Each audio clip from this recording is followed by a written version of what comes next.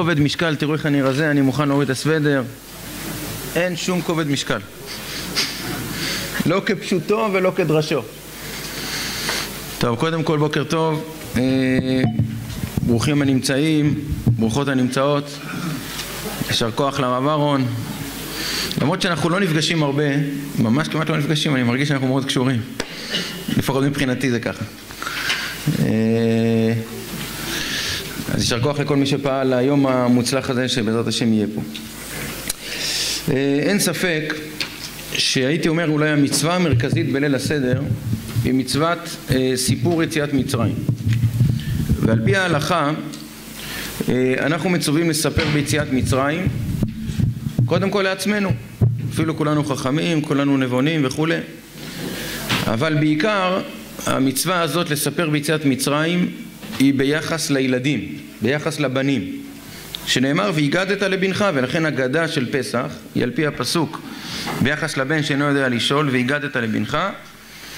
ולכן הייתי רוצה טיפה לעסוק קצת בסוגיית הבנים, בפרט אם אפשר לומר ככה בקול רם, סוד גלוי, שחלק מהיושבים פה מהדור היותר בוגר, אפילו הדור שלי, נגיד אני דור הביניים, יש דור בוגר ויש אני, דור שלנו, ויש את החבר'ה הצעירים. אנחנו היום מתמודדים עם הנוער, עם הילדים, עם הבנים, התמודדויות שלא בטוח שאפילו בדור שלי שהוא סך הכל 20 משהו שנה אחורה לא התמודדנו איתם. אתם מסכימים איתי או לא? או שביקיר זה בועה? הרב אהרון, זה נכון או לא? מה אפשר לעשות?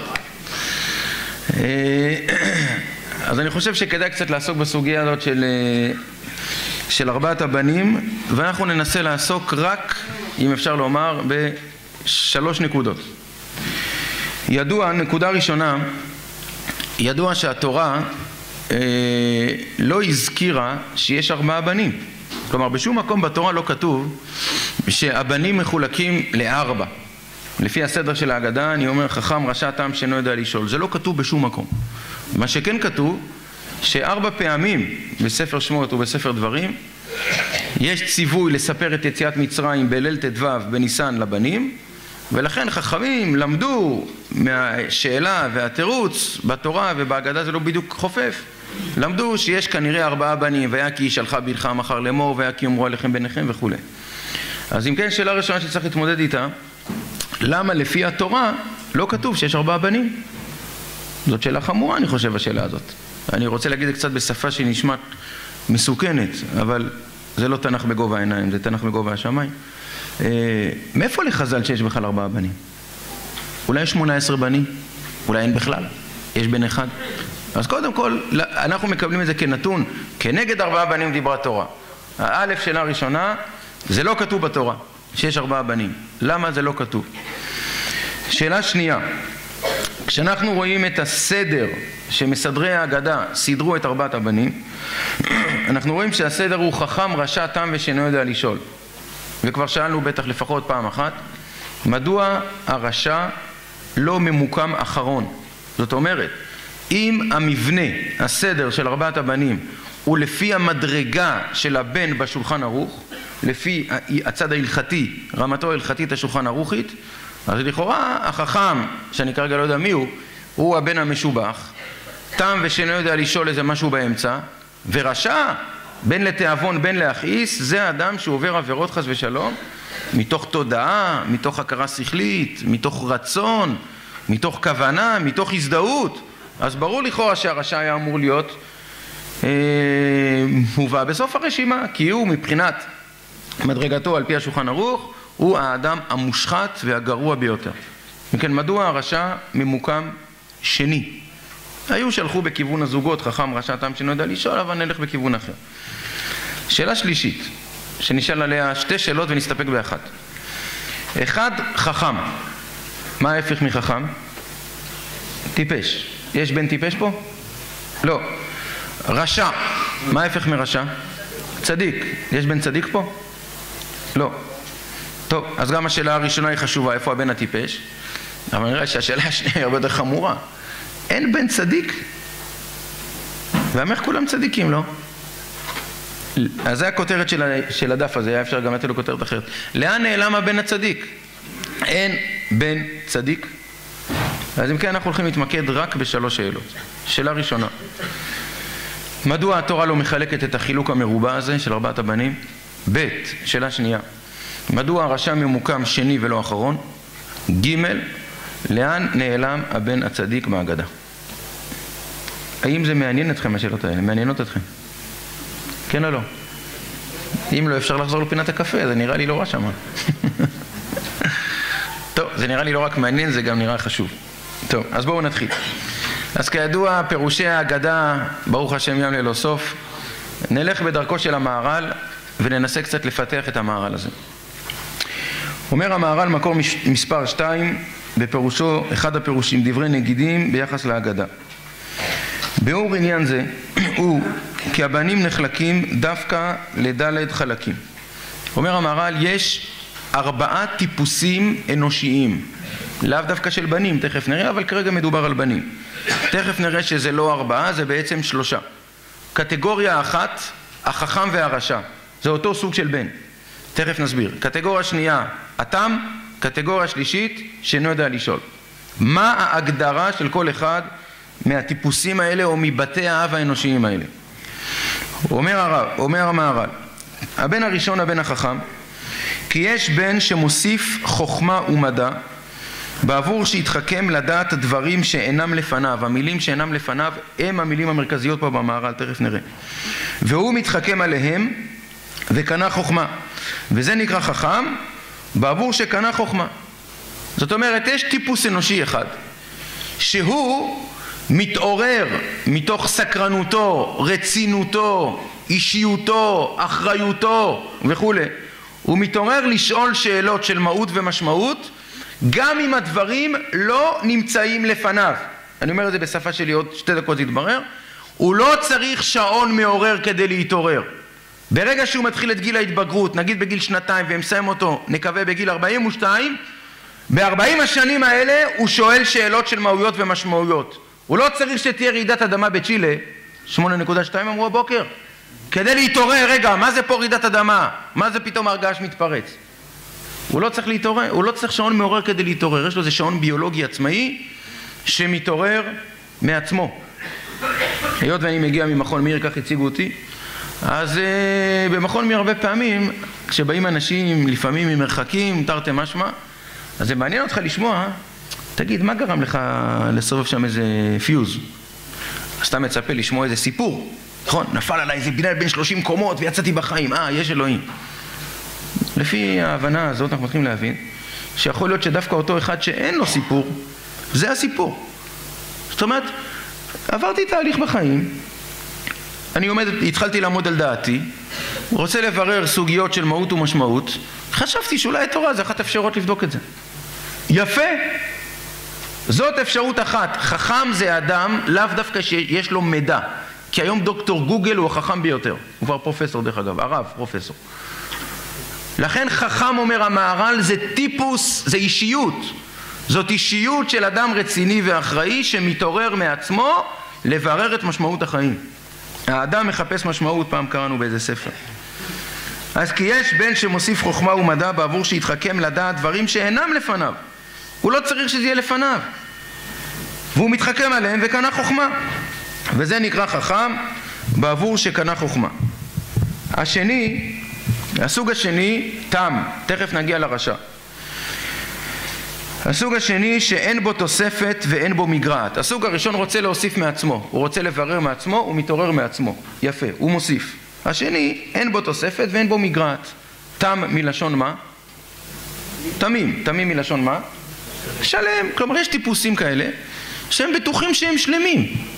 שלמים לא במובן של הגאווה, אלא הם נעים באיזושהי דרך של חיים, כפי שהם בחרו, בדרך כלל זה לפי מה שקוראים היום המיינסטרים, מה שהחברה שואפת אליו, והם נעים באיזה זרם תם כזה, איזה זרם תמים.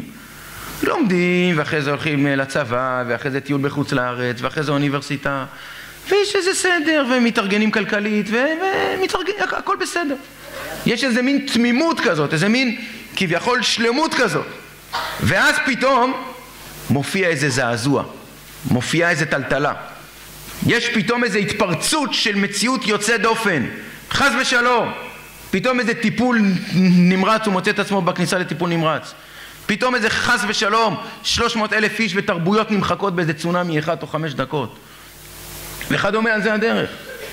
ואז התם הזה שואל, תכף אני אקרא לשון המהר"ל, מה זאת? מה קורה פה? הולי לנד? ארץ קדושה? כן, מה קורה פה? זה איזה מין תם כזה שהוא מגיע לליל הסדר, הכל כרגיל, פתאום הוא רואה מצה ולא חמץ. מה נשתנה הלילה הזה מכל הלילות? הוא צריך איזה שעון מעורר כדי להתעורר. פתאום מרור, פתאום הסבה, לוקחים את הקערה, מחזירים את הקערה, מכסים את הקערה, מגלים את הקערה. מה זאת? זה הטיפוס שחושב שהוא תם. אני קורא לו בצורה אולי לא מדויקת, לא בטוח שזה יתכוון המהר"ל, אבל אני כן רוצה להגיד את זה. הוא איזה מין אדם כזה שאולי הוא רוב בני אדם, שנעים באיזשהו זרם של חיים, לא בדיוק מתוך ברור, מתוך עומק, מתוך הזדהות, מתוך שייכות, כי כולם ככה, אז כולם ככה. מה אתה עושה? מנקה לפסח. מה אתה מנקה?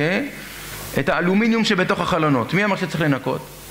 כי ככה כולם עושים. מה אפשר לעשות? טוב, אז זה התם. אומר המהר"ל, השני שאין בו תוספת ואין בו מגרעת, איזה מין אדם סטטי כזה, תם כזה, פסיבי, וזה חכם שאינו מתחכם בידיעה יתרה.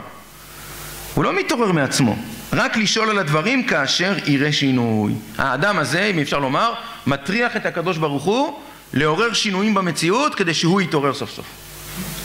אם ניקח את הדוגמה של שעון מעורר בבוקר, יש אדם שהוא לא צריך שעון מעורר, יש לו שעון ביולוגי, הוא קם מעצמו. יפה, זאת עבודה, זה לא פשוט, אבל יש אנשים שמגיעים למקום הזה. יש אדם שהוא לא יתעורר לבד, הוא צריך שעון מעורר, הוא ישן בלילה 3 שעות, 4 שעות, 6 שעות וכו'. ישן שקט, פתאום צלצול, מה זאת? מתעורר, מסתכל על השעון, 5:50 צריך לקום. יפה, אז הוא מתעורר, זה גם מדרגה, שכשעון מעורר מצלצל ואתה מתעורר, זאת מדרגה, נכון? אתה תמיד מתעורר כשהשעון מצלצל? את האמת. לא בדיוק. משתדל. בכל אופן, אם כן, זה התם. שהוא לא מוסיף ולא גורע, אלא שכל מה שיראה שינוי ראוי לו לשאול, ואם אינו שואל חסר מן הידיעה. אם אדם נופל עליו איזה הר געש והוא לא מתעורר, יש איזו פצצה פוליטית, מוסרית, ערכית במציאות והוא לא מתעורר. הוא עצמו חס ושלום, קרוביו, משפחתו, עוברים איזושהי חוויה מטלטלת והוא לא מתעורר. טוב, אז זה באמת בעיה. זה הטיפוס השני שהוא צריך, אם אפשר לומר, מעורר חיצוני. הטיפוס השלישי אינו יודע לשאול. והגימל הוא שפוחת מן הידיעה. החכם תוספת על הידיעה, הוא מוסיף. התם לא מוסיף ולא גורע. שאינו יודע לשאול, גורע. מה זאת אומרת? יש שינויים במציאות. הוא רואה ליל הסדר, הוא רואה קערה זזה, נעלמת, מתגלה וכו'. והרבה יותר גדול מזה את כל השינויים שיש במציאות, שאינו יודע לשאול. הוא מה שנקרא, אם נחזור למשל לשעון המעורר, השעון המעורר מצלצל ומה הוא בטוח? שמי פה טועה בעצם? השעון שמצלצל. עכשיו צריך להמשיך לישון. אז הוא ממשיך לישון, כפשוטו וכדרשו. זה שאינו יודע לשאול. והגימל הוא שפוחת מן הידיעה, שאף על גב שהוא רואה שינוי, אינו שואל עליו. וזה חסר בוודאי, ונקרא שאינו יודע לשאול. אם כן, 3 טיפוסים אנושיים. אחד שמתעורר מעצמו, מתוך רצינות, בגרות, אחריות וכו'. אחד שצריך איזה קטליזטור, איזה שעון מעורר מבחוץ, ואחד שאפילו שעונים מעוררים לא מזיזים אותו. דרך אגב, אם נעשה גזור והדבק למדרגת חברה, לא רק למדרגת האדם היחיד. מה קורה לנו כחברה? האם אנחנו מתעוררים תמיד כעם, כאומה? מתעוררים תמיד מעצמנו? האם אנחנו צריכים איזה שעון מעורר כדי להתעורר? האם גם כשהשעון מעורר מצלצל אנחנו לא מתעוררים? זאת שאלה, כבדה. נו, ומה עם הרשע? שכחנו את הרשע, עשינו חיים קלים, מה עם הרשע? אומר המהר"ל, לא שכחנו אותו. אומנם, יש הפך החכם. כמו שהחכם מתחכם בידיעה יתרה ותוספת, כך יש כנגדו חכם להרע, לשאול דברי מינות. זאת אומרת, החכם הוא חכם להיטיב, והרשע הוא חכם להרע. זאת אומרת, האישיות, הטיפוס, האופי זה אותו אופי של אדם חכם ורשע לפי הפירוש הזה של המהר"ל. מדובר על אדם מאוד רציני, שהוא לא נע עם הזרם. תסלחו לי שאני אומר כאן דברים קשים, אם הרב אהרן חולק עליי, שיחלוק עליי. הוא לא ילד שגדל בבית ועושה מה שההורים שלו עשו גם בגיל 80 כי ההורים שלו עשו, אלא הוא באיזשהו שלב צריך לברר עם עצמו את דרכו. יכול להיות שזה יהיה מלווה בקשיים לא פשוטים, קוראים לזה גיל ההתבגרות, כמו שאמרנו, יכול לקחת הרבה מאוד שנים עם כל מה שזה כולל בדרך, יכול להיות, אבל לפחות אתה יודע שעומד מולך אדם רציני, אדם שלא נע כי ככה כולם עושים. הוא החליט באיזשהו שלב שהוא מברר. עכשיו מברר זה לא דווקא שכלית, זה מברר את משמעות החיים, את שייכותו אל החיים. איפה אני פה? בשביל מה יש עולם? איפה אני בתוך העולם הזה? יש אלוהים, אין אלוהים, תורה מן השמיים, לא מן השמיים, מה זה להיות דתי בכלל וכו'. והבירור הזה הוא בעצם עובר גם אצל החכם וגם אצל הרשע. אלא שהחכם ברוך השם הגיע למסקנות נכונות, ולכן דרך החיים שהוא בחר היא נכונה. הרשע בינתיים הגיע למסקנות הלא נכונות, כמו שהוא כותב כאן, חכם להרע, ובינתיים, נקווה רק בינתיים, דרך החיים שלו היא לא נכונה. אבל מבחינת האישיות מדובר על אדם רציני ביותר. תגידו, בואו ניתן אולי דוגמה, בסדר? חכם ורשע הולכים לעבודה, עזבו עכשיו אלוהים, עזבו תורה, הולכים לעבודה. איך תראה העבודה שלהם? איך היא תראה? נא להגיב, אני לא פרופסור בהרצאה, תעשו איתי חסד, נו. מה? איך היא תראה?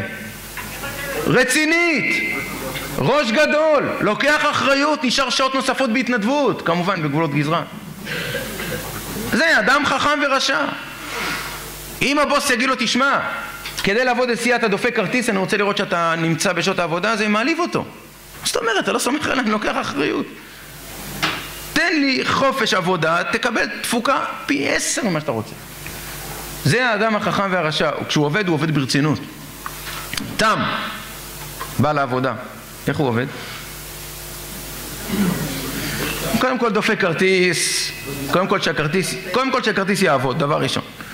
אחרי שהכרטיס עובד אפשר להיכנס למשרד, לשתות קפה, אולי בדרך אפשר לעשות קניות, על הדרך. בסוף היום השעון דופק, הכל בסדר. פתאום יום אחד הבוס קורא לו לאיזה שיחת בירור. מה זאת? תגיד לי, מה אתה מטייל בסופר לעשות קניות לפסח כשהכרטיס שלך עובד פה? אתה תעבוד, לא הכרטיס. נכון, צריך לעשות תשובה. כן. זה התם. שאינו יודע לשאול, איך הוא מתנהג בעבודה? הוא לא בא לעבודה. למה לעבוד? כשאחרים יכולים לעשות את העבודה. כלומר, הבירור הזה של שלושת הטיפוסים הוא בכל תחומי החיים. הוא ביחס לעצמו, הוא ביחס לבית, למשפחה, ביחס לעבודה, ביחס לקהילה, ביחס לעם ישראל, ביחס להכל. יש טיפוס אחד מתעורר מעצמו, לטוב או לצערנו הרב בינתיים לרע. חכם או רשע, זה הטיפוס הראשון, הוא הטיפוס הרציני פה בהגדה. ולכן הרשע ברור ממוקם מיד אחרי החכם, כי מבחינת המבנה הפנימי שלו, האישיות שלו, הוא אותה אישיות כמו חכם. דרך אגב, סוגריים, זה מאוד מתאים לליל הסדר וליציאת מצרים. זאת אומרת, היות ויציאת מצרים באופן כללי לא מדויק, היא לא הייתה בזכות המעשים שלנו כל כך, למרות שאיננו נדרשים לעשות איזשהם מעשים, אבל בזכות הסגולה ולא מכוח הבחירה שלנו. כלומר, מצד המהות ולא מצד המציאות, הבחירה החופשית. לכן ברור שגם מסדרי ההגדה שסידרו את ארבעת הבנים, לא סידרו אותם מצד המציאות, כלומר על פי מדרגתם השולחן ערוך, אלא על פי הסדר הפנימי שלהם, על פי האישיות שלהם. לכן האישיות של הרשע היא הרבה יותר רצינית מאשר האישיות של התם ושאינו יודע לשאול. ברור. אמר לי פעם יהודי שנקרא בעל תשובה, שהוא מתחיל ממש להבין שקורה לו משהו. שאלתי אותו, מה קורה לך? אז הוא אומר לי, התחלתי להיות דתי. עצוב, הוא התחיל להיות דתי. כן. מה זה דת? איפה מצאנו את המילה דת בתנ"ך? למשל, שושן הבירה. והדת ניתנה בשושן הבירה. אומר הרב באחת האגרות, הרב להלן הרב קוק, אומר הרב, היהדות היא לא ראויה להיקרא דת. זה מעליב את התורה שהיא תיקרא דת. מה זה היהדות? זה אוסף חוקים שצריכים לקיים כי ככה כתוב בפנקס. זה מעליב מאוד. אז הוא אומר לי, תשמע, אתה יודע מה קרה לי? התחלתי להיות דתי. לכן הרב כותב שהמדרגה הגבוהה ביותר זה להיות בעל תשובה, דתי. כלומר, בתוך שאתה דתי תהיה בעל תשובה, ולכן כתוב שלמה המשיח יבוא? להחזיר את הצדיקים בתשובה, כך אומר הזוהר. למה? כי הם שכחו להיות בעלי תשובה. הם צדיקים. גמור, צדיק גמור, גמור. אם כן, כך יש כנגדו חכם להרע לשאול דברי מינות, וזה גם כן בוודאי תוספת, כי כל מינות הוא דבר תוספת רע שהוא חכם להרע. וזה נקרא רשע, פירוש רשע בחוכמה להתחכם בדברי מינות. שכל אשר נוטה לרע נקרא רשע. לפיכך אלו ארבעה בנים כוללים כל חלקי הבנים, לפי מה שאנחנו מבינים 3 קטגוריות, ואין עוד אחר זולת אלו, ולכך מקדים החכם ואחר כך הפך שלו מבחינת התוצאה, אבל לא הפך שלו מבחינת האישיות, כי כאן אנחנו נוגעים בעוד סוגיה שלא נפתח אותה עכשיו, סוגיה עמוקה מאוד, שכל הפך, תמיד שאתה רואה הפכים תדע שיש להם אותו שורש. נכון, למשל בלשון הקודש השורשים, אמרתי שורש נזכרתי, בלשון הקודש השורשים הם תמיד דבר והיפוכו, לשרש ולהשריש, לגבל וגבול. נכון, כשאני מגבל את העיסה אני בעצם מחבר, קמח ומים. כשאני שם גבול אני בעצם יוצר הפרדה. אז תמיד בשורשי הקודש יש את ההכללה ואת ההפרדה. כן? אז אנחנו חיים בעולם שכלפי חוץ הוא נראה הפוך, אבל צריך לזהות את השורש האחד. אז החכם והרשע זה אותה אישיות, אותו טיפוס. טוב, בואו נתקדם קצת יותר להבין מי זה הרשע הזה. הפסוק הראשון שאנחנו מכירים מספר תהילים, אשרי האיש אשר לא הלך בעצת רשעים, ובדרך חטאים לא עמד, ובמושב לצים לא ישב. אם כן, כמה טיפוסים מזכיר דוד המלך פה? 3. רשע, חוטא, לץ. יפה. מה ההגדרה של אדם רשע? כמו שאמרנו מקודם, אדם שעובר עבירות במזיד, מתוך הכרה, מתוך תודעה, מתוך רצון, מתוך כוונה. טוב, מצבו חמור, חביבי, קורבן לא יספיק פה. בטח פושע, חס ושלום, רשע להכעיס ולא רק לתיאבון, זה חמור. חוטא, מה ההגדרה של אדם חוטא? בשגגה. מה ההגדרה של שגגה? למשל הלכות שבת. אדם מדליק אור בשבת, לא למד שלפי החזוני זה מלאכת בונה מדאורייתא, כי אתה סוגר מעגל חשמלי. יפה. אז מי זה האדם החוטא הזה שמדליק את האור בשגגה? 2 אפשרויות, על פי המשנה והגמרא בשבת. או אחד שלא יודע שהיום שבת, אתה שואל אותו, תגיד לי, למה אתה מדליק אור בשבת? אתה לא יודע שזה איסור מלאכה דאורייתא? נגיד, אז הוא אומר, מה פתאום, היום יום רביעי, לא שבת היום? טוב, שבת. אפשרות שנייה, שהוא יודע שהיום שבת, רק הוא לא יודע שהמלאכה הזאת אסורה בשבת. חבר'ה, עכשיו לצעירים, איך היינו מגדירים טיפוס כזה? הוא שכח שהיום שבת, הוא חושב שהיום יום רביעי. רחפן, בוא נכניס בו קצת. איך קוראים לאדם הזה? טמבל אמרת, אתה צודק. מה? שוגג, כן. לא רציני, חפפן, מעגל פינות. לא רציני, בקיצור. לא רציני. אתה לא יודע אם היום יום שבת או יום רביעי, תתעורר, חביבי, תתעורר. אתה לא יודע שמלאכת סגירת מעגל חשמלי זה מלאכת דאורייתא לפרוע לפרילק הדעות בשבת? תתעורר. לא, אנחנו לא מדברים עכשיו על מצוות, אנחנו כרגע רוצים להבין את האישיות. את צודקת שמבחינה הלכתית, אני הולך איתך, את צודקת שמבחינה הלכתית, הרשע הוא האדם הגרוע ביותר כי הוא במזיד, החוטא הוא אדם פחות גרוע כי הוא בשוגג, אין לו כאן תודעה ואין לו כאן כוונה, או אין לו לפחות כוונת איסור בפעולה. דרך אגב, זה ההבדל בין מתעסק לשוגג. בסדר, מתעסק זה אדם שאין לו כוונה בכלל בפעולה. שוגג זה אדם שאין לו כוונה בפעולת האיסור. כלומר, כשהוא עושה את הפעולה הזאת, להדליק את האור בשבת, הוא יודע שהוא עושה את הפעולה הזאת. הוא רוצה גם לעשות את זה. רק הוא לא יודע שהיום שבת או שהפעולה הזאת אסורה בשבת. אז יש לו כוונה, אבל לא כוונה במלאכת איסור. זה ההגדרה של שוגג מבחינה הלכתית. מתעסק זה אין לו כוונה בכלל. זה גדר אחר, מתעסק מותר. בסדר. בכל אופן, כן, אז לפי השולחן ערוך, אם היינו עכשיו שואלים את דוד המלך, תגיד דוד מלכנו, איך אתה ממקם פה את 3 הטיפוסים האלה? אז הוא אומר ככה, רשע זה האדם הגרוע ביותר, לכן פשוט, אשרי האיש אשר לא הלך בעצת רשעים. אם רשע אפילו אל תלך, כי עצם זה שאתה הולך איתו יכול להשפיע עליך. חוטא זה אדם פחות רציני, סתם איזה מעגל פינות כזה. ובדרך חטאים לא עמד. אם אדם שהוא מה שנקרא חפפן, אל תעמוד. ללכת אתה יכול, לא ישפיע לך עד כדי כך, אבל בעמידה זה כבר מתחיל להיות רציני אצלו. והאדם השלישי הוא במושב לצים לא ישב. בואו נרוויח עוד משהו על הדרך. מה ההגדרה של אדם לץ? ציני. יפה. עכשיו בואי נגדיר את זה רגע במשפט יותר ארוך. לץ שווה אדם חצי משפט, 4 מילים. איך? לא אכפת לו מכלום, יפה. עוד טיפה, בואי נשאף את המשפט הזה. שום דבר לא רציני אצלו. קראת את זה ציניות, נכון. כלומר, הלץ זה אדם כזה ששום דבר לא רציני אצלו. למשל, חז"ל אמרו, ליצנות אחת דוחה 1000 תוכחות. מה זה תוכחה? תוכחה זה אדם שאומר דברי חוכמה, שכנראה יש בהם טעם, לאדם שצריך לשמוע את דברי התוכחה האלה. ליצנות אחת דוחה 1000 תוכחות. תראו ההגדרה של הרמח"ל במקור 4 אצלנו מתחת לכותרת בעמודה האמצעית. הרמח"ל בעמדת הזהירות כידוע אומר שיש 3 ממפסידי הזהירות. המפסיד האמצעי הוא השחוק והלצון, הנושא שלנו, הלץ. השני הנה הוא קשה מאוד והוא השחוק והלצון. כי מי שטובע בם, בתוך הלצון, בתוך השחוק, מה שקרא ציניות, הוא כמי שטובע בים הגדול, שקשה מאוד להימלט ממנו. תראו את ההגדרה. כי הנה השחוק הוא מאבד את לב האדם, עד שכבר אין הטעם והדעה מושלת בו. אדם חסר דעה, היות והכלי שמנהל את החייו של האדם זה השכל. הלץ הוא אדם שאין לו שכל, הוא לא מוכן לנהל את החיים על פי השכל. כלומר, יש לו יכול שיש לו IQ גבוה, הוא לא מוכן לנהל את החיים על פי השכל. שום דבר אצלו לא חשוב, שום דבר לא רציני, הוא לא מתייחס לשום דבר בכובד ראש. הוא קל דעת, דעתו קלה, ההפך מכבדה. הוא לא מתייחס בכבוד, בכבדות, בערך, במשקל, במשמעות, לדעה שלו. ולכן עד שכבר אין הטעם והדעה מושלת בו. אין בו דעה כבר, אין בו טעם, והרי הוא כשיקור או שותה. שותה חס ושלום מפגר, שיקור אדם מפגר לשעה, שהמשותף בין שניהם, חוץ מפורים כמובן, המשותף בין שניהם זה שהם חסרי שכל, חסרי דעה, חסרי הכלי שדרכו מנהלים את החיים.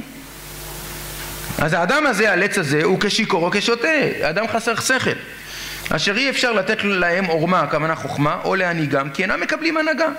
אומר הרמח"ל, אתה רוצה להבין עד לאן זה מגיע? בבקשה. משל למה הדבר דומה?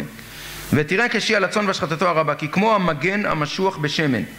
נגיד חייל, נגיד בתקופה שהמלחמות היו דרך ירי חיצים, אז מה עשו בזמנים ההם? כן או לא, אבל הדוגמה היא טובה. שמו החיילים עליהם שכפצים, מרחו את השכפץ בשמן, כל חץ שהגיע אל השמן שמערוך על השכפץ, החליק. אומר הרמח"ל זה לץ. לץ זה אחד שמרח את עצמו בשמן. וכל תוכחה או כל ביקורת או כל תוכן שיש לו ערך של משמעות חסר רצינות אצלו. עמדתי מקודם בכניסה וקראתי את האמנה הנפלאה הזאת של בית המדרש הזה, בית הכנסת הזה. נכון, הדבר הראשון שחזר פעמיים שמתי לב, זה לא לדבר לשון הרע, ניצור לשונך. אז אתה מדבר עם אדם שמע לשון הרע, אתה מסביר לו, עזוב אותך, בשביל מה באים לבית הכנסת? לפטפט, לדבר, לרחב. העזוב אותך, זה הציניות, זה הלץ. בשם העזוב אותך אי אפשר לדבר איתו בכלל.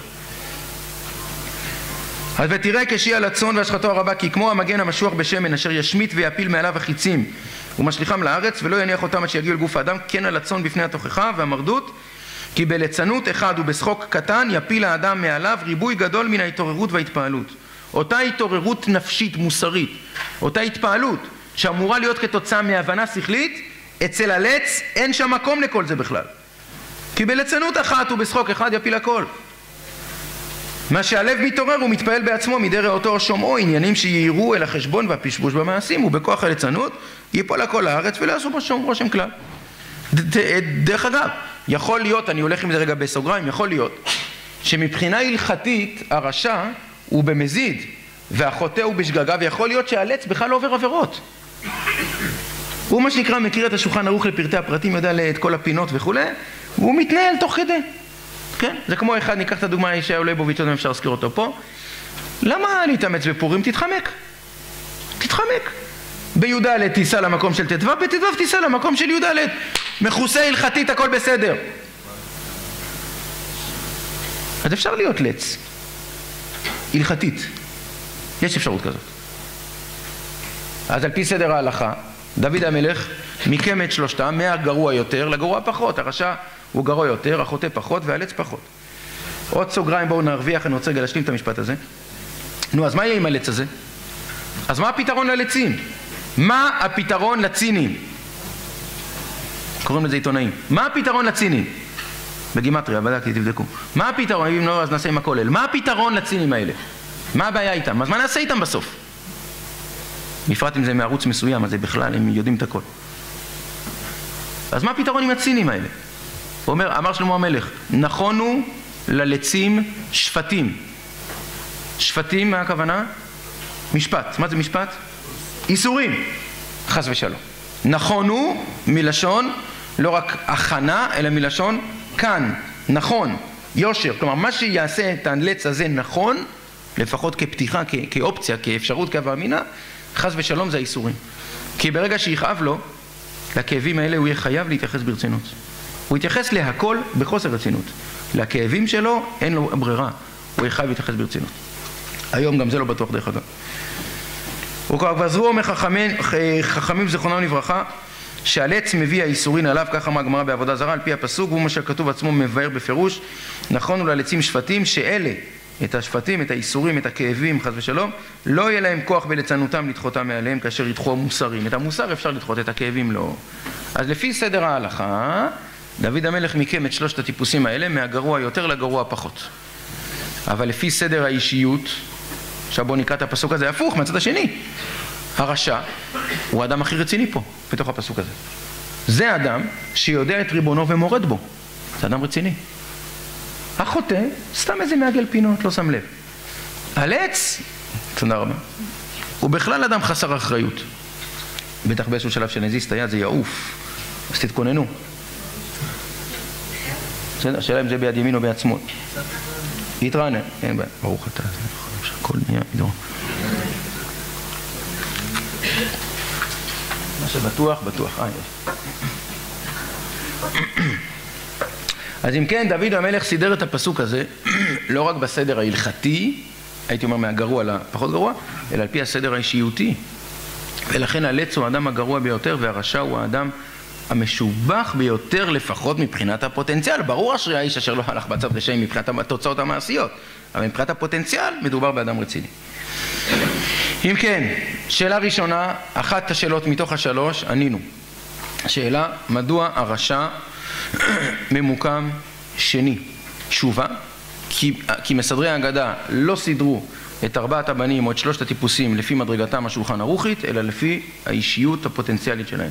והרשע הוא אדם הרבה יותר רציני מאשר התם ושאינו יודע לשאול, ולכן הוא ממוקם לאחר החכם, כדברי המהר"ל. יופי, שאלה ראשונה. שאלה שנייה, צדיק. דרך אגב, התחלנו להבין שרשע זה לאו דווקא בגדר ההלכתי. לכן אנחנו מתחילים להבין קודם כל ברמה הטכנית, שזה שאין כאן צדיק זה לא מפתיע. אם חכם הכוונה אינפורמציה, אז היה צריך להיות פה טיפש. אם רשע הכוונה שולחן ערוך, היה צריך להיות פה צדיק. אבל זה לא הכוונה, אלא הכוונה אישיות. אוקיי, אז קודם כל אנחנו לא מופתעים שאין טיפש וצדיק, אבל אני עדיין רוצה קצת להעמיק את הצדיק. כי הגדר של חכם זה לא אדם שיש לו ידיעות, אלא חכם אדם שמתעורר מעצמו. והגדר של רשע זה לא אדם שעל פי השולחן ערוך עובר עבירות במזיד. טוב, אבל הנה זה יהיה הרבה יותר עמוק, תכף נראה.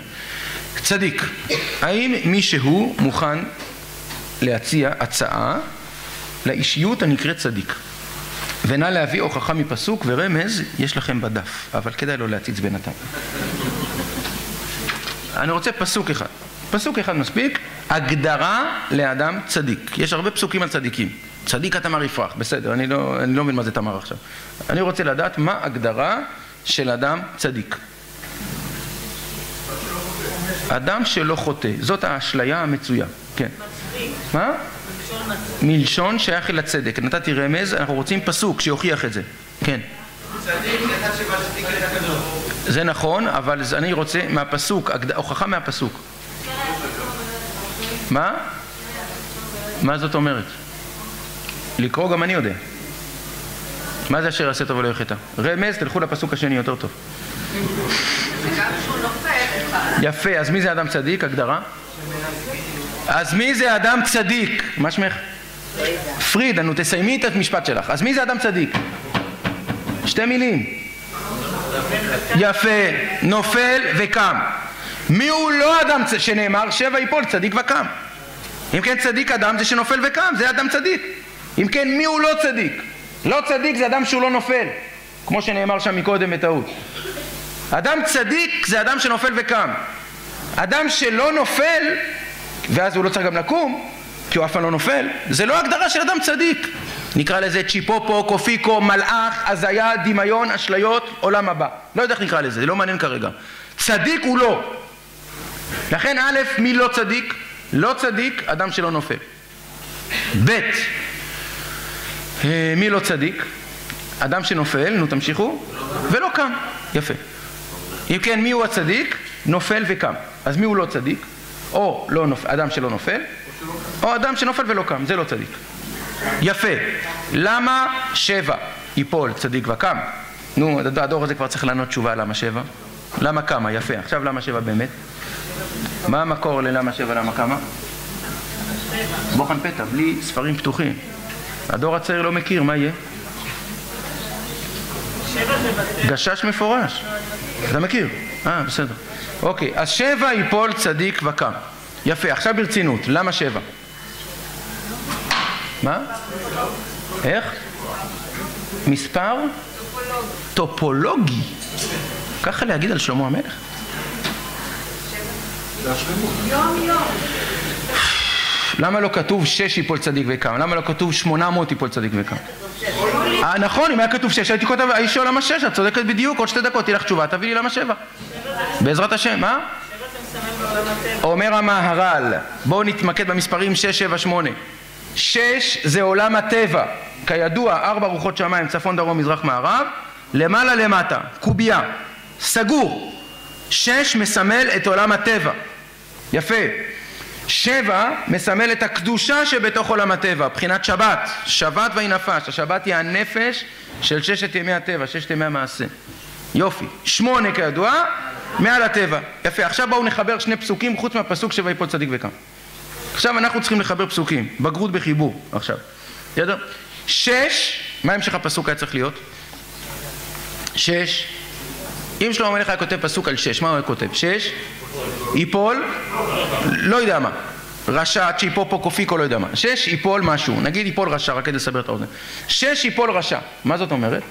רשע לא בגדר שדיברנו עליו מקודם, אלא רשע בגדר המקובל, זה אדם כזה שחי בעולם הטבע, והיות והוא חי רק בעולם הטבע, והוא לא שייך לאיזה קודש אלוהי מעל הטבע, הוא לא שייך לאינסוף בתוך הסוף, אז אדם ששייך רק לטבע, בצערנו הרב, ייפול לעולם הטבע, הוא סוגר, הוא כלוא, הוא גבולי, יש לו גבולות, יש לו מידות, הוא לא בלתי סופי, הוא לא אינסופי. אז 6 ייפול רשע.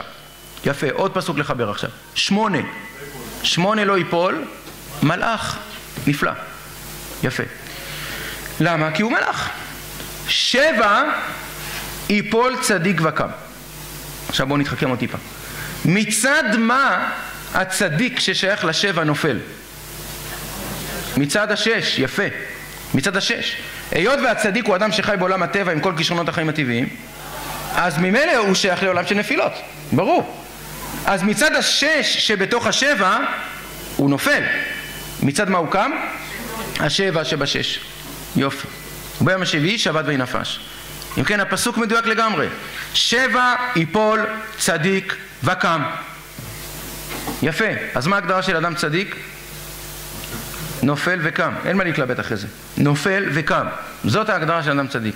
נופל מצד שייכותו לעולם הטבע, וקם מצד שייכותו לעולם העל טבע, העולם האלוהי.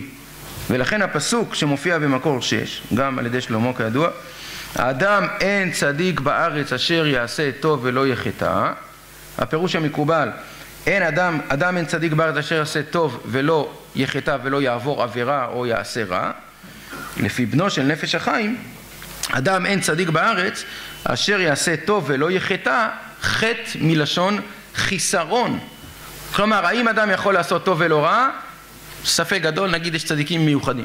אבל האם אדם יכול לעשות טוב בלי חיסרון, כלומר טוב שלם? האם מישהו יכול להגיד על עצמו שהטוב שלו הוא שלם לגמרי? לא. תראו רגע נפש החיים, אני רואה שזמננו יתקצר, אז בואו רק נקרא קטע אחד קצרצ'יק.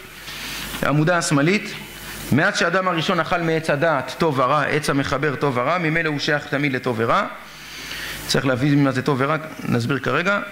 שורה שלישית בעמודה השמאלית מלמעלה, ומאז גרם על ידי זה האכילה מעץ הדעת ערבוביה גדולה במעשיו, שכל מעשי האדם הם בערבוביה והשתנות רבים מאוד, פעם טוב ופעם רע, הוא מתהפך תמיד מטוב לרע ומרע לטוב, וגם המעשה הטוב עצמה, גם כשאדם עושה מעשה טוב, כמעט בלתי אפשר לרוב העולם שתהיה כולה קודש זכה ונקייה לגמרי, בלי שום נטייה לאיזה פנייה ומחשבה קלה לגרמה, בלי איזשהו אינטרס, בלי איזושהי נגיעה.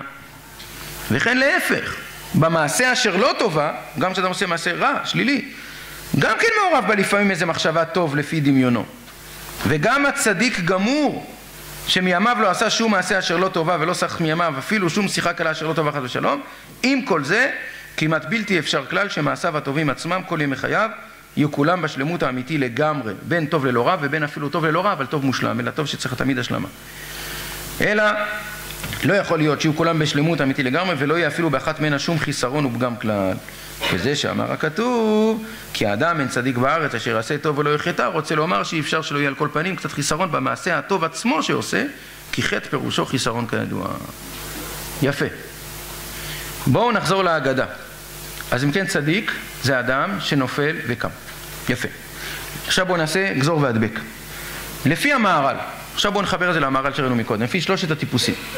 האם כשאני עומד מול המראה ורואה את עצמי, פנימית רואה את עצמי, האם אני תמיד יכול להעיד על עצמי שאני חכם, כלומר מתעורר מעצמי? מישהו פה יכול להגיד על עצמו שתמיד הוא מתעורר מעצמו? לא. טוב, נקווה שיש לנו קצת צדדי חכם, שאנחנו ברוך השם לפעמים לוקחים אחריות, מגלים קצת רצינות, בגרות וכו', מתעוררים מעצמנו. חזק וברוך, יפה. אבל אף אחד מאיתנו לא יכול להגיד שהוא חכם, שהוא רק חכם. חכם מוחלט. לא. לכן כולנו צריכים שעונים מעוררים. לכן כשאני עומד מול המראה, אני רואה לא רק חכם, לא רק אדם שמתעורר מעצמו, אני רואה גם אדם שצריך שעון מעורר לפעמים. יפה. מה זאת? ואז נקווה מתעוררים. יפה. שאלה שנייה. האם תמיד אנחנו, כשהשעון מעורר מצלצל, מתעוררים? לא. לא. לא דווקא בבוקר. בכלל. זאת אומרת, אנחנו לא רק חכם ותם, אנחנו גם שלא יודע לשאול. כלומר, כל אחד מאיתנו הוא כולל בתוכו בעצם את שלושת הטיפוסים. הוא כולל בתוכו את הטיפוס שמתעורר מעצמו, את הטיפוס שצריך שעון מעורר ואז הוא מתעורר, ואת הטיפוס שגם השעון המעורר לא מעורר אותו. עובדה, בואו נודע, הרי אנחנו אנשים כנים וישרים ואף אחד לא שומע, אין פה הקלטה. כן? אז כולנו כאלה, ברוך השם. אין אדם צדיק בארץ שעשו ולחטא, 7 יפול צדיק וקם. אנחנו נופלים מצד היותנו תמים ושאינם יודעים לשאול, וקמים מצד היותנו, נקווה, קצת חכם. רשע. מי יכול להעיד על עצמו שכל ההתעוררויות שהוא מתעורר מעצמו מביאות אותו תמיד אל הטוב? ועוד פעם, אנחנו דנים ברמת האישיות ולא ברמת ההלכה. אף אחד נקווה פה לא במזיד ולאחיס חס ושלום.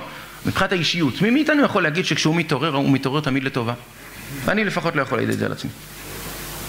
לכן כל אחד מאיתנו הוא חכם ורשע, מתעורר מעצמו לטוב או פחות טוב, תם ושאינו יודע לשאול. וזו בדיוק ההגדרה של הבן הצדיק. לאן נעלם הבן הצדיק? הוא לא נעלם. צדיק זה האדם שכולל את כל הבנים. הוא לא מחזיק מעצמו שהוא מלאך ולא נופל. הוא נופל וקם. ולכן לפעמים הוא צריך מה זאת, ולפעמים אפילו זה לא עוזר, אינו יודע לשאול. ולפעמים הוא מתעורר, לא לצורה חיובית. מה נעשה? אנחנו רק בני אדם. זה האדם הצדיק. אז לאן נעלם הבן הצדיק? הוא לא נעלם. הוא כולל את כולם. מי שמערער או מערערת על זה, עכשיו זה הזמן לערער על זה. זאת ההגדרה של אדם צדיק באמת. נקווה שנהיה הרבה חכמים, פחות תמים, עוד יותר פחות שאינם יודעים לשאול, ומינימום שבמינימום חס ושלום רשע במובן הזה של התעוררות לרע. הלוואי עלינו. אבל מי מאיתנו יכול להגיד שתמיד הוא חכם? להיטיב בלשון המהר"ל. ודאי שלא. אני רוצה להגיד משפט קצת קשה.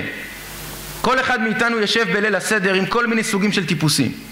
זה יכול להיות בתוך המשפחה המצומצמת, זה יכול להיות בתוך המשפחה המורחבת, זה יכול להיות מחוץ לגבולות המשפחה, כל אחד והמשימות שלו. בסדר. ואז אנחנו באים לליל הסדר ומתחילים לחלק ציונים. באגף ההוא של השולחן יושבים החכמים. למה? יש להם תעודת בגרות ממוצע 18.5. יש להם זקן ארוך וציציות עד מתחת לרצפה, והם כל ההגדה ממלמלים דברי תורה. ושם באגף ההוא יושבים הרשעים, חס ושלום. תראה איזה קוצים, תראה איך הוא מדבר, תראה איך הוא נראה, פרא אדם. שם זה המפלגה של הרשעים. אתה או פעם בשנה צריך להכניס גם את הרשעים. רשע מה הוא אומר? אלא בוא נכניס אותך. תם, שם זה המפלגה של התמימים. אנשים שהם עם המיינסטרים, בסדר, זורמים. נקווה שמתעוררים מדי פעם. שאינו יודע לשאול זה בכלל, שם זה המפלגה של האפתים. עכשיו בואו נודה, אולי אנחנו לא אומרים ככה כשאנחנו נכנסים לליל הסדר לשולחן, אבל בכל אחד מאיתנו לצערנו הרב יש לא פעם ולא פעמיים מבטים כאלה על עצמנו, על אחרים, על החברה הישראלית. אנחנו אומנים הרי בלחלק את החברה הישראלית לחכמים רשעים, תמים ושאינם יודעים לשאול. כמובן אנחנו תמיד במפלגה של החכמים, זה לא שכחנו, זה ברור. הלוואי שהיה אפשר לצחוק מזה, זה עצוב מאוד. הייתי פעם בשיעור עם קבוצת אנשים מאוד רצינית, ניגש אליי פלוני בסוף השיעור, הוא אומר לי תשמע, אצלנו בליל הסדר נוהגים להיפגש כל המשפחה המורחבת, כלומר הסבא והסבתא, אולי אפילו הרבה, הבנים הגדולים כבר עם הנכדים ונכדים גדולים. ואז הוא אומר לי, והאווירה אצלנו בליל הסדר, חס ושלום, זה שיש איזו תחרות סמויה בין כל הנכדים, אולי אפילו הנינים, מי אומר דברי תורה יותר מתוחכמים. טוב, א', זה בכלל לא המגמה של ליל הסדר, המגמה בליל הסדר זה לספר סיפור ובכלל לא להגיד דברי תורה, אבל זה שיעור אחר. ואז הוא אומר, ותגיד, מה אני עושה עם הדבר הזה? אני כבר שנים מתלבט, ההוא בא מהתלמוד תורה, ההוא בא מהתלמוד תורה, כל אחד רוצה להוכיח שהוא נמצא בתלמוד תורה יותר מתקדם, ויש לו איזה נטיות של גאון כזה, אומר הברקות. מה אני עושה עם האווירה ההשוואתית הזאת, התחרותית הזאת? טוב, זה ברור טוב הבירור הזה, יש כאלה שלפעמים זה איזה אוכל בדיוק את הבאת, או איזה בגד את בדיוק לובשת, או איזה סיפור על חוץ לארץ את תספרי. בסדר, זה מדרגה גבוהה להתווכח על דברי תורה. אבל זו אותה מחלה. רק יש לה זקן וכיפה, לכן יותר מסוכנת. כי היא לשם שמיים, לכאורה. זו בדיוק הבעיה. לכן, לאן נעלם הבן הצדיק? הוא לא נעלם. הוא כולל את כולם. ושאלה אחרונה. אז למה התורה לא חילקה? תשובה? כי אין חילוק. התורה לא חילקה כי אין חילוק. התורה לא תגיד לך, תשמע, יש בנים חכמים, רשעים, תמים ושאינם יודעים לשאול, החכם ידבר ככה, לתמים ידבר ככה. לא. התורה אומרת לך, ועמך כולם צדיקים. ועמך כולם צדיקים, כל אחד כולל את כולם. עכשיו נכון שיש אדם שמרכז הכובד האישיותי שלו, הבחירי שלו, הוא יותר חכם. יש אדם שמבחינת הנטיות הטבעיות שלו, הוא יותר מתעורר מעצמו. יש לו נטייה לסקרנות, הוא מגיל 0 משחק שחמט, רוצה לנצח. יפה. יש אדם, הוא אדיש כזה, זורם. תם. בסדר, אני לא אומר שלא. אבל מי מאיתנו יכול להגיד שהוא רק אחד מהם? אז התורה שמדברת על המהות לא תזכיר שיש 4 בנים, כי אין 4 בנים, כי כל אחד כולל את כולם.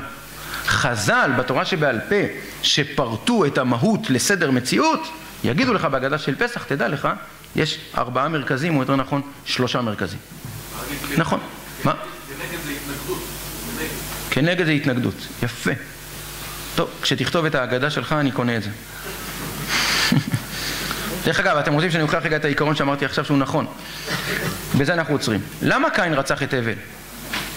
הרצח הראשון בהיסטוריה, 2 בני אדם רצח. למה היה הרצח הראשון הזה בהיסטוריה? מה? נא לענות לי תשובה יותר מדויקת. למה קין רצח את הבל? מה לימדה אותנו הגננת? והיא צודקת, ברמת הגננת. מה? זה לא כתוב בהגדה, זה לא כתוב בתורה. מה? איך? כן, אבל זה לא כתוב בתורה. כתוב, ויאמר קין אל הבל אחיו, ויביא אותם בשדה, ויקום קין אל הבל אחיו, ויהרגהו. יפה. מה חז"ל אמרו? מה חז"ל אמרו? שנייה רגע. מה חז"ל אמרו? על מה רבו? 4 דברים שהם 3, הייתי אומר 3 תחומים שעליהם בני אדם מסוכסכים כפרטים וכמדינות, כעמים. או על מין, רבו על תאומה שנולדה עם הבל או על חווה, או על ענייני ממון, המטלטלים והקרקעות, או על בית המקדש, על דת. אלה 3 התחומים שבני האדם כפרטים וכאומות מסוכסכים עליהם. עריות, כסף, דת. אלה סיבות הסכסוכים. יפה, עד לכאן חז"ל. זה כתוב בתורה כל זה? לא. מה כתוב בתורה? לא כתוב. כלומר, לא כתוב על מה הם רבו. ריבונו של עולם, אתה צריך להתקן אותי על מה היה הרצח הראשון בהיסטוריה. תעדכן אותי על מה זה היה. למה הקדוש ברוך הוא לא מעדכן? קודם כל זה היה טעות. לא, זה ברור. הלאה. שנית כל, הוא חשב שאתה מגיע. אבל את לא עונה לי למה התורה לא כותבת את זה. למה התורה לא כותבת אף אחת מהדעות האלה של חז"ל? לא שהן לא נכונות, הן נכונות. אבל למה התורה לא כותבת את זה? אם התורה הייתה כותבת דבר מסוים או 10 דברים מסוימים, מה היינו חושבים? על זה אסור לרצוח. על דבר חדש שהיינו ממציאים היינו עושים אידיאולוגיה למה לרצוח. היינו כותבים על זה דוקטורט. לכן אומרת התורה, רצח, אלימות, זה לא פתרון לסכסוכים בין בני אדם. דבר ראשון, לכן התורה לא תציין על מה היה הסכסוך, כי רצח זה לא פתרון. אחרי שהתורה מלמדת אותנו את העיקרון, שאלימות היא לא פתרון לסכסוכים בין בני אדם, באים חז"ל אומרים לנו בתורה שבעל פה, תדע לך שבעולם, זאת המהות, במהות אלימות לא פתרון לסכסוכים. במציאות באו חז"ל בתורה שבעל פה, אמרו לך תדע לך, רוב הפעמים או כל הפעמים סכסוכים בין בני אדם זה אחד משלושת אלה שהזכרנו. לכן אין סתירה בין דברי תורה לאלה שבכתב לתורה שבעל פה. צריך להבין מה המגמה של התורה שבכתב, מה המגמה של התורה שבעל פה. אותו דבר פה, התורה לא תציין מיהו הצדיק, כי הצדיק הוא כולם. התורה לא תציין שיש 4 בנים, כי 4 הבנים זה כל אחד מאיתנו. בבקשה, ובזה נסיים. כן. התורה אומרת גם זה, בזה שקין חושב שהוא רק קם, הוא לא עובר. יפה. כשתכתוב פירוש של התורה בלי נדר אני קונה. ויקום קין, הוא רק קם, לא נופל. מה נאחל לעצמנו ליל הסדר התשע"ד הבא אלינו לטובה? להיות אנשים שמפסיקים לקטלג קטלוגים ולשים כותרות. את זה נשאיר לעיתונאים בטלוויזיה ובתקשורת בכלל. נהיה אנשים שמבינים שהחיים קצת יותר מורכבים ממה שנראים בחוץ. 4 בנים זה כל אחד מאיתנו, נשתדל להיות כמה שיותר מתעוררים מעצמנו. גם לפעמים צריך שעון מעורר, לא נורא, לפעמים לא מתעוררים, גם לא נורא, לפעמים חדש שלום, יותר לא נורא. נשתדל להיות הכי טובים שאפשר. חג כשר ושמח, ברוכים תהיו.